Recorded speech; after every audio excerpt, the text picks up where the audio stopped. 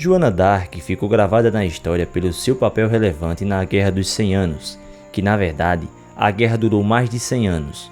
Segundo ela teria recebido uma missão de Deus para acabar com a guerra, e por conta disso, e outros vários motivos que veremos a seguir, a jovem foi acusada de bruxaria e morta na fogueira com apenas 19 anos de idade.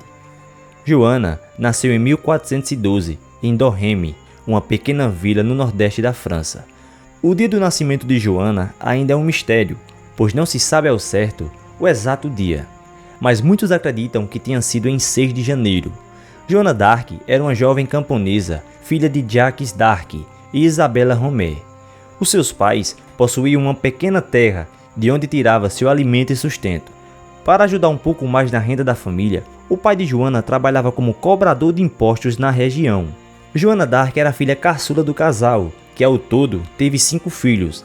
A família de Joana era extremamente católica e, portanto, a sua criação foi bastante católica.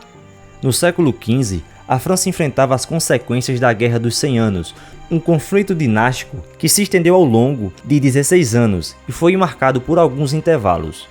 O desentendimento entre franceses e ingleses se iniciou em 1328, quando Carlos IV, rei francês, faleceu e não deixou herdeiros diretos para assumir o trono.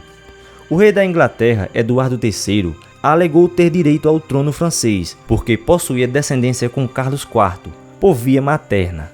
Acontece que a possibilidade de um monarca inglês ser coroado como rei da França não agradou à nobreza francesa, que temia que isso fosse se transformar em perda de autonomia. Assim, a pretensão de Eduardo III foi rejeitada com base na Lei Sálica, lei francesa que proibia que mulheres e seus descendentes assumissem o trono do país. Assim, Felipe VI foi coroado rei francês, o que criou um certo desgaste nas relações entre franceses e ingleses. Para piorar ainda mais, a aliança da França com a Escócia acabou motivando o início da Guerra dos 100 Anos, em 1337. Mas qual foi o envolvimento de Joana d'Arc com a guerra? A guerra com a Inglaterra se relacionava com Joana d'Arc da mesma forma que se relacionava com a vida de milhares de outros camponeses. A guerra afetou severamente o desenvolvimento do Reino da França, pois causou morte, destruição, doenças, miséria e fome. Além disso, os camponeses viam suas vidas sendo ameaçadas toda vez que um ataque inimigo acontecia. A própria vila em que Joana d'Arc nasceu já tinha sido atacada por borguilhões. Os borguilhões eram os franceses aliados aos ingleses. A criação religiosa, somada à vontade de ver a guerra acabar, transformou Joana d'Arc em um dos grandes nomes da história francesa. Como vimos, a criação de Joana d'Arc foi extremamente católica. Ela dizia que desde os 13 anos de idade tinha visões e ouvia vozes que a orientavam a participar da guerra contra os ingleses. Essas vozes eram de São Miguel, Santa Catarina de Alexandria e Santa Margarida de Antioquia. Segundo ela, as vozes diziam que ela deveria liderar os franceses na expulsão dos ingleses, bem como concretizar a coroação do rei da França, Carlos VII. Aos 16 anos, Joana decidiu ir para a guerra, seguindo aquilo que as supostas vozes e aparições diziam a ela. E foi daí que ela deu início à trajetória que mudou a sua história e a história de seu país.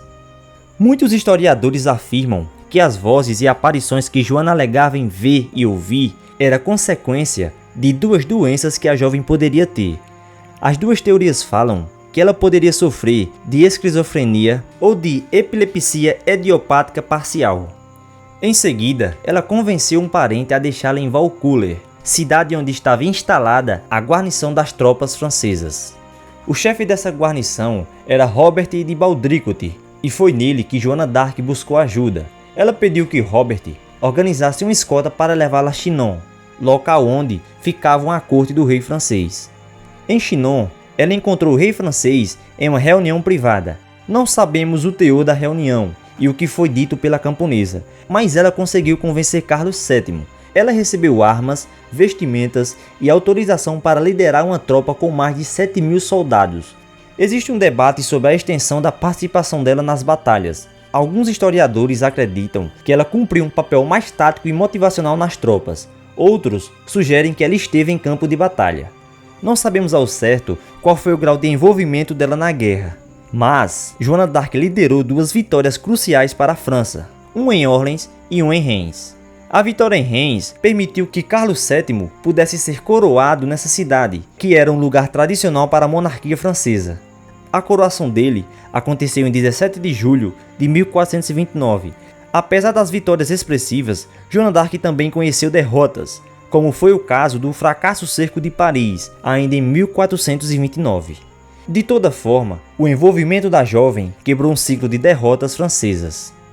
Em maio de 1330, durante a Batalha de Compiègne, Joana d'Arc foi capturada e vendida para os ingleses. Os inimigos da França estavam sedentos em descredibilizar o papel dela no conflito, e assim que aprenderam, iniciaram um processo de julgamento com diversas acusações, como heresias e bruxaria. O julgamento contou com 100 acusadores e teve duração de 4 semanas. A condenação da francesa tinha razões políticas. Deslegitimar as vitórias obtidas por ela era deslegitimar a coroação de Carlos VII em Reims, evento que só foi possível pela liderança de Joana d'Arc. Joana d'Arc foi condenada por usar roupas masculinas e por bruxaria, sob a alegação de que as vozes que ela ouvia eram demoníacas. Assim, foi condenada à morte na fogueira, uma condenação comum que era dada pela Inquisição aos casos de bruxaria. A acusação aconteceu no dia 30 de maio de 1431, em praça pública, na cidade de Rouen. Conta-se que no dia que ela recebeu o sacramento da Eucaristia, foi vestida de branco e levada para sua execução. Joana d'Arc foi queimada viva e os relatos contam que ela gritava por Jesus. Na ocasião, ela tinha apenas 19 anos. Durante o processo de julgamento de Joana d'Arc, o rei francês, Carlos VII, não agiu para salvar a camponesa que lhe garantiu a coroação.